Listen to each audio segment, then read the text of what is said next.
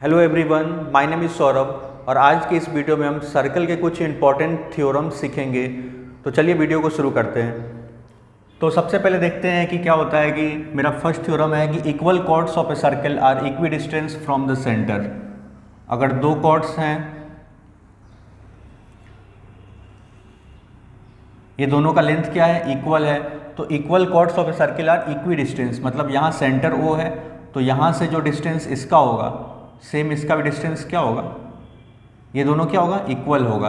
Means अगर ये cord है AB 8 सेंटीमीटर का और दूसरा एक कॉर्ड है CD, इसका भी लेंथ क्या है 8 सेंटीमीटर का, तो जो ये सेंटर से इसका डिस्टेंस होगा, मीन्स अगर यहाँ से अगर 3 सेंटीमीटर ये है O से यहाँ तक, तो यहाँ से यहाँ तक का भी डिस्टेंस क्या होगा 3 सेंटीमीटर होगा। और इसका कन्वर्स, अगर इसका उल्टा क्या होगा कि अगर दो कॉर्ड्स हैं वो सेंटर से इक्वल डिस्टेंस पे है तो वो कॉर्ड का लेंथ क्या होगा, इक्वल होगा। मीन्स अगर इसको सपोज कर लेते हैं यहाँ पे M है और E है, तो OM इज इक्वल टू क्या है OE, तो दोनों कॉर्ड्स का जो सेंटर से डिस्टेंस क्या है यहाँ पे इक्वल है। तो अगर सेंटर से डिस्टेंस इक्वल है दो कॉर्ड्स का, तो कॉर्ड की लेंथ भी आपस में क्या हो जाएगी, इक्वल। इसमें लिख सकते हैं अगर OM बराबर क्या हो OE, तो यहाँ से हो जाएगा AB equal to CD। Next मेरा है कि equal chords of a circle subtends equal angles at the centre, मतलब AB एक कॉर्ड है और दूसरा एक CD कॉर्ड है, तो ये दोनों कॉर्ड का लेंथ क्या है, इक्वल है। तो ये जो सेंटर पे जो एंगल बनेगा यहाँ से इस AB कॉर्ड के द्वारा और ये CD के द्वारा एक यहाँ पे सेंटर O पे जो एंगल बनेगा, तो दोनों एंगल क्या होगा, इक्वल होगा। सपोज कर लेते हैं यहाँ से अगर 50 डिग्री बन रहा है तो ये भी क्या हो जाएगा 50 डिग्री। इनके जब कब होगा, जब AB का लेंथ किसके इक्वल हो, CD के इक्वल, तो दोनों कॉर्ड के द्वारा सेम एंगल सेंटर पे बनेगा। अच्छा, इसका कन्वर्स क्या हो जाएगा कि अगर दो कॉर्ड के द्वारा सेंटर पे इक्वल एंगल बनाया जा रहा है, सपोज AB एक कॉर्ड है, इसके द्वारा अगर 50 डिग्री का एंगल बन रहा है और एक CD कॉर्ड है, इसके द्वारा भी सेंटर पे क्या बन रहा है 50 डिग्री का एंगल बन रहा है, तो इस केस में क्या होगा, दोनों कॉर्ड का भी लेंथ क्या हो जाएगा, इक्वल, मतलब AB इक्वल टू क्या हो जाएगा CD। अब ये कैसे होता है, तो कॉन्ग्रुएंसी से प्रूव कर सकते हैं, क्योंकि रेडियस क्या होता है, इक्वल होता है। तो दो ट्रायंगल अगर लेते हैं COD और कौन सा AOD में, तो ये लेंथ क्या हो जाएगा, इसके इक्वल है, और ये लेंथ क्या है, इसके इक्वल है, क्योंकि ये सब क्या है रेडियस है, और ये बीच का एंगल क्या है, दोनों का इक्वल है। तो ये दोनों को कॉन्ग्रुएंट प्रूफ कर देंगे ऐसे साइड एंगल साइड से, और दोनों ट्रायंगल जब कॉन्ग्रुएंट हो जाएगा तो यहाँ लिख सकते हैं कि ये CD का लेंथ किसके इक्वल हो जाएगा, AB के।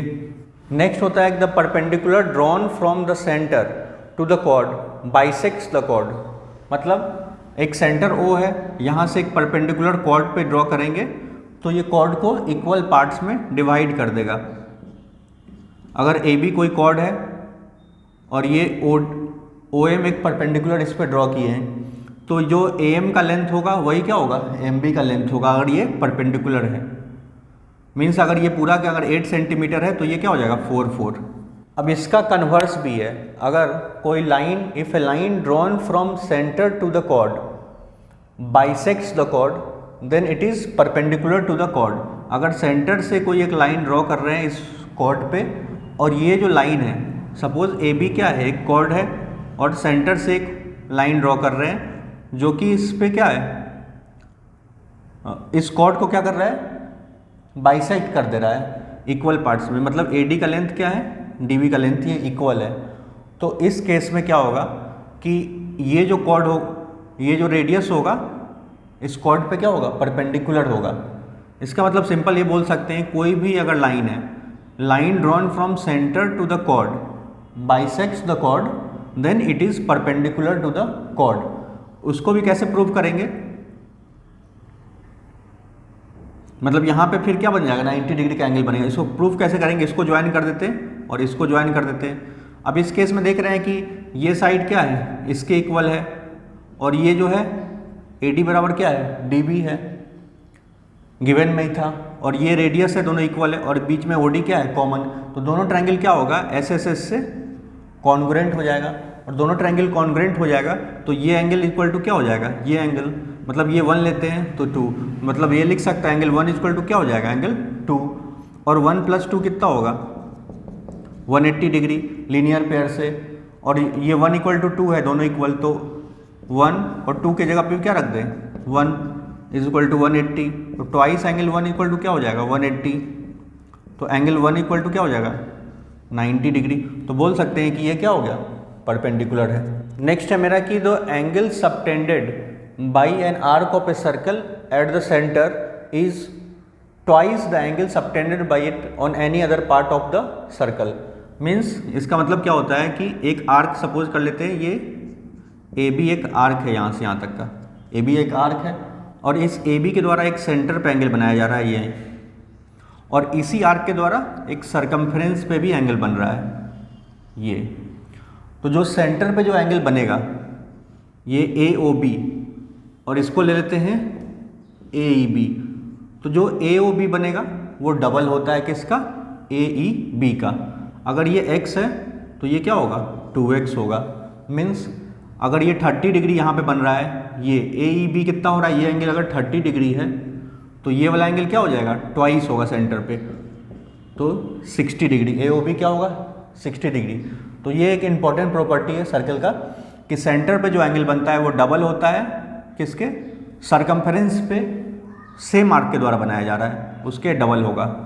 इसका उल्टा भी लिख सकते हैं, अगर सेंटर पे ऐसे लिख सकते हैं कि अगर कोई एक सर्कल है, इसके द्वारा अगर सेंटर पे सपोज कर लेते हैं कि ये एक आर्क है, इसके द्वारा 70 डिग्री का बनाया जा रहा है, तो सेम आर्क के द्वारा सरकमफ्रेंस पे कितना बनेगा, तो ये बनेगा 35 डिग्री, मतलब इसका हाफ हो जाता है। नेक्स्ट एक प्रॉपर्टी होता है कि angles in the same segment of a circle are equal.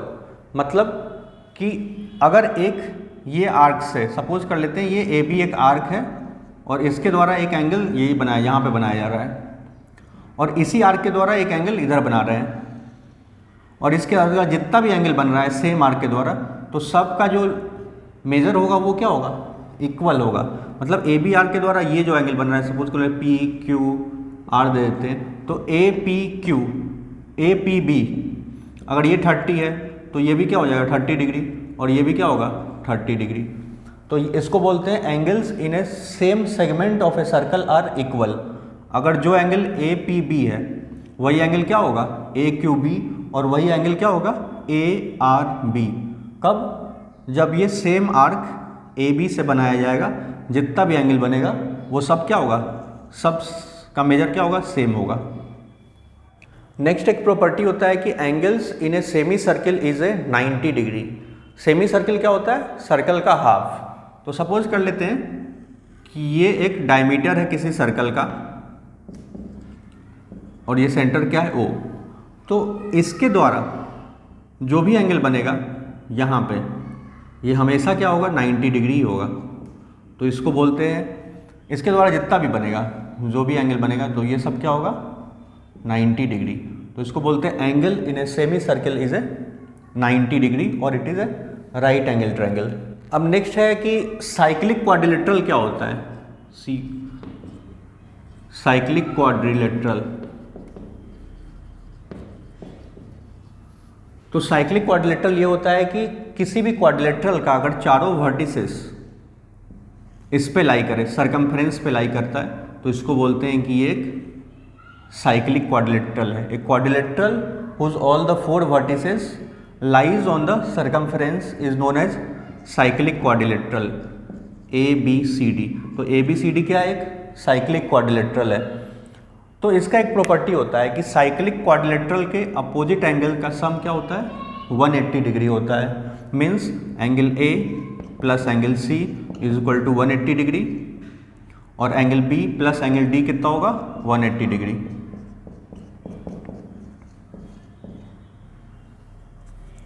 और इसका कन्वर्स ऐसे भी लिख सकते हैं कि if the sum of opposite angles of any quadrilateral is 180 degree then it is a cyclic quadrilateral. मतलब एक तो ये है कि अगर साइक्लिक क्वाड्रिलेटरल दिया है जिसके चारों वर्टिसेस सर्कल पे लाई कर रहे हैं, तो उनके अपोजिट एंगल का सम क्या होगा 180 डिग्री। और इसका जस्ट उल्टा, अगर किसी भी क्वाड्रिलेटरल का अपोजिट एंगल का सम, मतलब ए प्लस सी का वैल्यू कितना दिया होगा 90 डिग्री 180 डिग्री, और बी प्लस डी ये गिवन रहेगा 180 डिग्री, तो उसको बोल सकते हैं the quadrilateral is a cyclic quadrilateral. अच्छा, कोलिनियर क्या होता है और नॉन कोलिनियर क्या होता है? जब 3 पॉइंट्स हैं किसी एक स्ट्रेट लाइन में लाई करे तो उनको बोलते हैं इट इज़ कोलिनियर। मतलब ए 3 पॉइंट है, किसी एक स्ट्रेट लाइन में लाई करे तो इसको बोल सकते हैं कि ये कोलिनियर है। अब आपसे क्वेश्चन आएगा कि 3 गिवन पॉइंट से हम कितने सर्कल बना सकते हैं 3 गिवन पॉइंट से? तो वो तीनों क्या होगा? नॉन कोलिनियर रहेगा। मतलब एक यहाँ पे एक स्ट्रेट लाइन में नहीं लाई कर रहा है तीनों, जैसे कि ये तो मान लेते हैं ये ए है, बी है और सी है। तो 3 गिवन पॉइंट से एक ही सर्कल पॉसिबल है, ओनली 1 सर्कल इज पॉसिबल। क्योंकि इसको कैसे बनाएंगे सर्कल? तो इसका बनाने का तरीका होता है, अगर आपको दे देगा 3 गिवन पॉइंट्स, इसे सर्कल कैसे बनाएंगे? तो 3 गिवन पॉइंट्स को मिला देंगे और इसका परपेंडिकुलर बाइसेक्टर ड्रॉ करते हैं। परपेंडिकुलर बाइसेक्टर मतलब BC से मोर देन हाफ का आर्क ले लेंगे और एक कट यहाँ पे करेंगे, फिर मोर देन हाफ से सेम आर्क से यहाँ कट करेंगे, फिर इससे भी मोर देन हाफ लेके यहाँ पे कट करेंगे और वही आर्क सेम आर्क से यहाँ पे कट किए, तो इनको मिला देंगे ऐसे।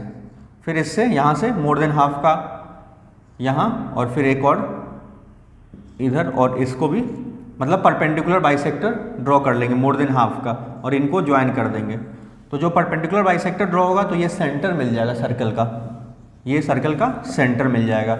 अब जो सर्कल का सेंटर मिल जाएगा तो हम इससे रेडियस ले लेंगे और यहाँ से यहाँ तक का या यहाँ से यहाँ तो सब इक्वल ही होगा। ये रेडियस क्या होगा? इक्वल होगा। मतलब O से A का डिस्टेंस, O से B का डिस्टेंस और O से C का डिस्टेंस इक्वल होगा और इनको मिला के एक सर्कल ड्रॉ कर सकते हैं। तो 3 गिवन पॉइंट से एक सर्कल पॉसिबल है। तो जितने भी इम्पोर्टेंट थ्योरम्स थे सर्कल के वो सब मैंने डिस्कस कर दिया है। तो इस पे आपके एक्सरसाइज के क्वेश्चन सॉल्व हो जाएंगे सब।